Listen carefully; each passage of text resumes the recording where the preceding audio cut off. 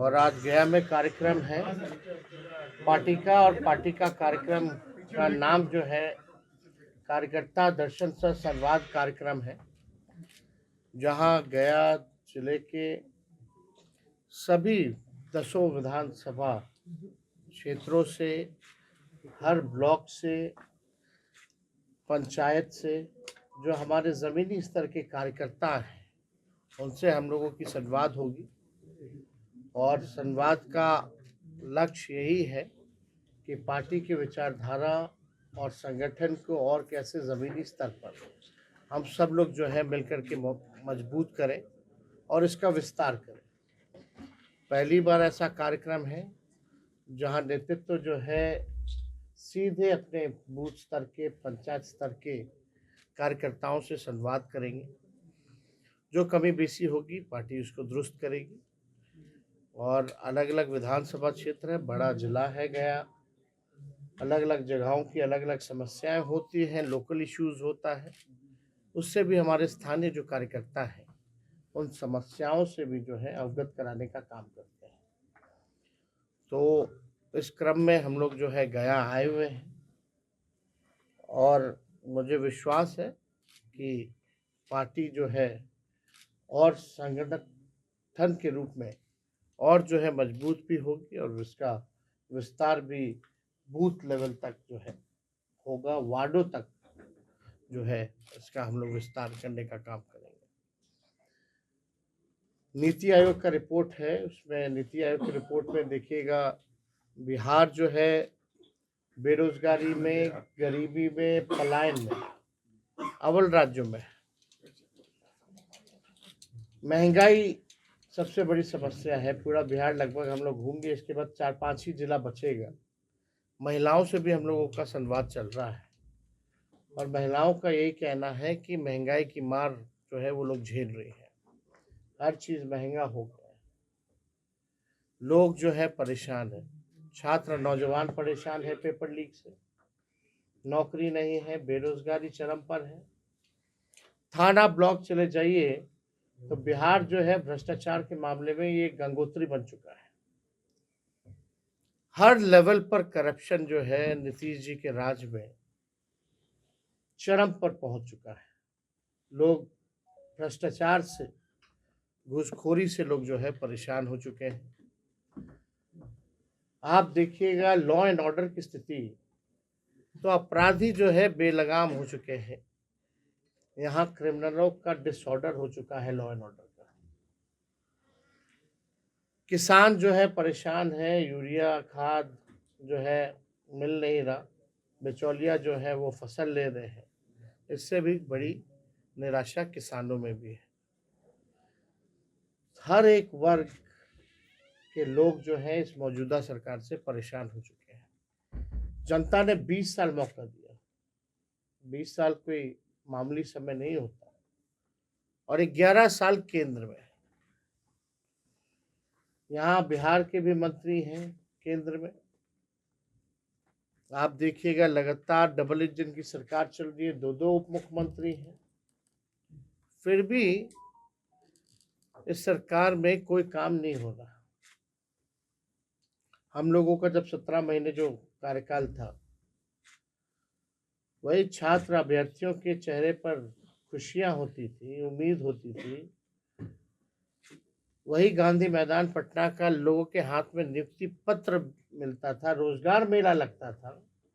आज वही गांधी मैदान में अभ्यर्थियों को पकड़ पकड़ के पीटा जा रहा है ठंड में। लोगों के आंख में आंसू है, निराशा छाई हुई है। हम लोगों ने 17 महीने में 5 लाख लोगों को सरकारी नौकरी, 3 लाख नौकरी प्रक्रियाधीन, ये वही प्रक्रियाधीन नौकरियां हैं जो बीपीएससी का भी निकल रहा है। 4.5 लाख नियोजित शिक्षकों को हम लोगों ने राजकीय कर्मी का दर्जा हम लोगों ने दिया। आईटी, स्पोर्ट्स, टूरिज्म पॉलिसी हम लोगों ने बनाया। गया के लिए हम सब लोगों ने, आप जानते हैं कितना रोड, पुल, पुलिया हम लोगों ने देने का काम किया। विष्णुपद जो मंदिर है उसका भी जो ओवरब्रिज जो बनना है, जो और उसका सौंदर्यीकरण जो करना है, इंफ्रास्ट्रक्चर बेहतर करना है, वो हमारे डिपार्टमेंट से ही किया जा रहा है। कई बार हम लोगों का गया भी आना हुआ, टूरिज्म के क्षेत्र को लेकर के जो भी हम लोगों ने किया, जो फंड हम लोगों ने अलॉट किए गया में, उसमें भी हम लोगों ने विशेष तौर पे यहाँ का ध्यान रखा। आप लोग देखिएगा, जितने जीविका आंगनबाड़ी हो, तालमी मरकज हो, विकास मित्र हो, टोला सेवक हो, शिक्षा मित्र हो, ममता आशा, इनके आय को भी हम लोगों ने दुगुना किया उस 17 महीने की सरकार में। 50,000 करोड़ का निवेशकों को बुला करके हम लोगों ने MOU साइन कराया उस 17 महीनों में। पहली बार देश में जाति आधारित गणना हुई उस 17 महीने में, और पहली बार देश में सबसे ज्यादा 75% आरक्षण की सीमा हम लोगों ने बढ़ाने का काम किया। 65 + 10% EWS का एज इट इज हम लोगों ने रखा। तो जो काम उस 17 महीने में हुआ, आज 1 साल से ज्यादा हो गया इस NDA सरकार को। 2 बीजेपी के उप मुख्यमंत्री हैं, यहाँ के केंद्र मंत्री हैं। एक उपलब्धि अगर कोई बता दे उन लोगों की तो बात हो, लेकिन मौजूदा सरकार में कोई उपलब्धि नहीं है। कई जगह यूनिवर्सिटी में जितने प्रोफेसर्स वगैरह हैं, उनको सैलरी समय पे नहीं मिल रहा। 4-4 महीना हो गए, 5-5 महीना हो गए। मुख्यमंत्री यात्रा पे निकलते हैं तो 3 बार तो नाम बदला जाता है यात्रा का, लेकिन ताजुब की बात है कि अपनी जनता मालिक से संवाद करने के लिए 2 अरब 25 करोड़ 78 लाख रुपए खर्च करना पड़ रहा है। बिहार गरीब राज्य है। हम लोगों की शुरू से मांग रही थी कि भाई बिहार को विशेष राज्य का दर्जा दीजिए, विशेष पैकेज दीजिए। वही बात नीतीश जी कहते थे कि बिहार को मिलना चाहिए, नहीं तो हम पद यात्रा निकालेंगे। आज तो खुद वो सरकार में बैठे के नहीं, तो देगा कौन? आज विशेष राज्य के दर्जे के बारे में क्यों नहीं चर्चा होती है?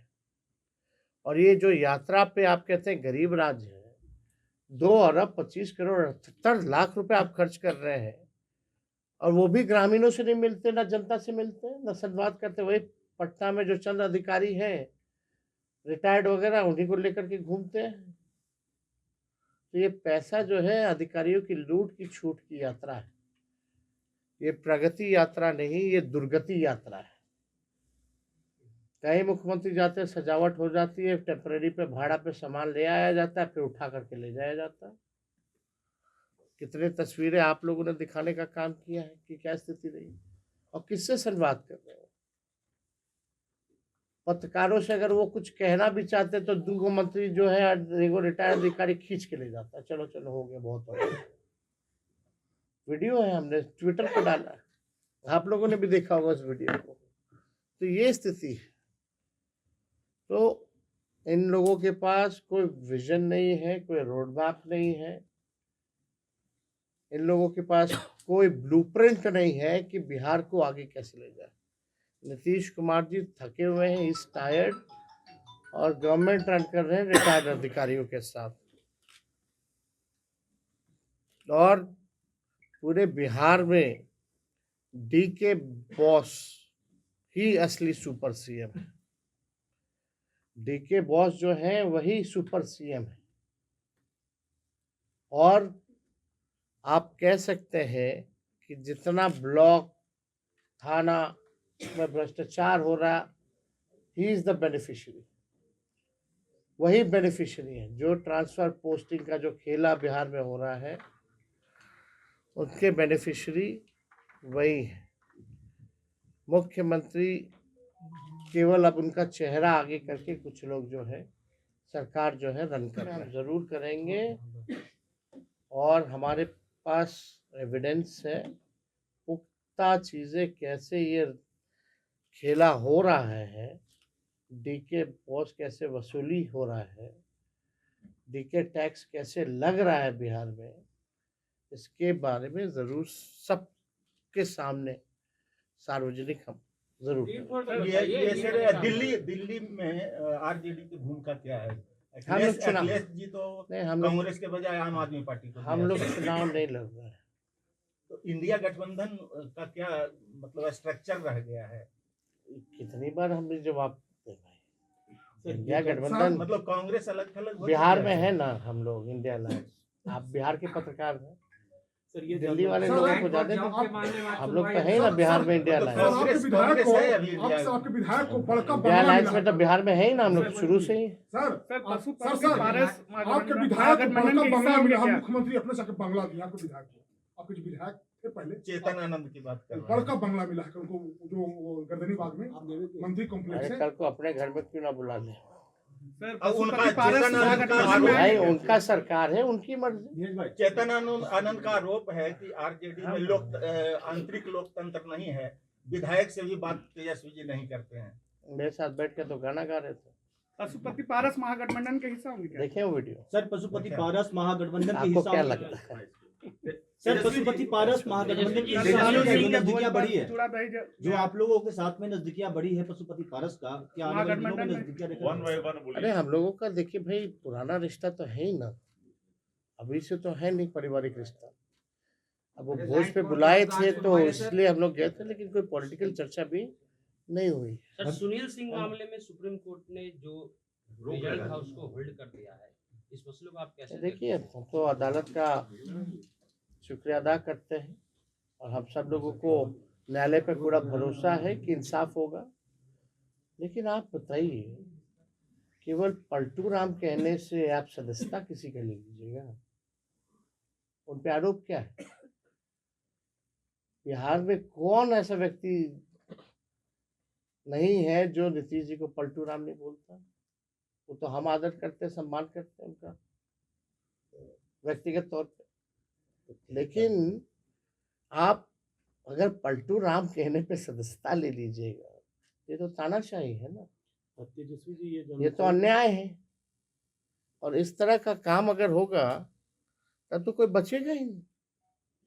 तेजस्वी जी ये sir Jitan Manjhi sir press conference किए थे पिछले सप्ताह, तो कहे थे कि कल्याण के पंचायती राज के प्रधान सचिव में देवेश शेरा तो पूरा कमीशन तस्ला करके पटना पहुंच रहा है। हम क्या बोल रहे हैं, गंगोत्री हो चुका है, गंगोत्री हो चुका है। बिहार भ्रष्टाचार के मामले में गंगोत्री हो चुका है। तो देखिए, चाहे जीतन राम मांझी जी हो या कोई हो, इस पे हम टिप्पणी नहीं करना चाहते कौन क्या कहना, लेकिन सच्चाई तो यही है। अब इससे ज्यादा अब केंद्र मंत्री एनडीए के अगर ये बात कह रहे हैं तो तेजस्वी अब जी, देखिए एक क्या सवाल ये है कि पिछले 2020 की विधानसभा में 10 सीटें जो है यहाँ महागठबंधन लड़ी, 7 सीट आपने लड़ा, 3 सीट जो है वो कांग्रेस लड़ी, एक भी सीट मुसलमान को नहीं दिया गया। तो क्या इस बार के चुनाव में शेरघाटी हो या अन्य बेलागंज हो, यहाँ कुछ समीकरण बदलेंगे या सेम रहेगा? अभी आप समय आने दीजिए, पार्टी निर्णय करेगी इसमें। हम लोग मुसलमानों सब लोगों का ख्याल रखेंगे। क्या मुसलमानों का सीट मिलेगा सर इस बार 10 में से? भाई सबको सबका अधिकार मिलेगा, सबको सम्मान मिलेगा। सर ये जानना चाहूंगा कि आपकी राजधानी में एक राजनीतिक पार्टी ने आश्रम खोला है, क्या कहना चाहेंगे? एक राजनीतिक पार्टी ने आश्रम खोला है, कैसा आश्रम? जन सुराज आश्रम, क्या कहेंगे? अब हम इस पे कोई टिप्पा टिप्पणी नहीं करना चाहते हैं। सब लोगों को चुनाव लड़ने का, पार्टी बनाने का, आश्रम खोलने का अधिकार है इस लोकतंत्र में। लेकिन ताजुब तब लगता है ना, पीछे गांधी जी का फोटो लगा रहता है, अब बात होती है कि शराबबंदी जो है वो खत्म कर देंगे। महात्मा गांधी का पीछे तस्वीर, अब बात करते हैं शराबबंदी खत्म कर देंगे। ये तो बापू की विचारधारा नहीं है। खैर, इस पे ज्यादा टिप्पा टिप्पणी हमको नहीं करना। नीतीश जी का ऑफर रहेगा कि नहीं राजा? कोई मतलब नहीं भाई, अब सीधे चुनाव होगा, जनता चुनेगी। मीसा भारती बार बार वो बोल रहे हैं कि वो परिवार के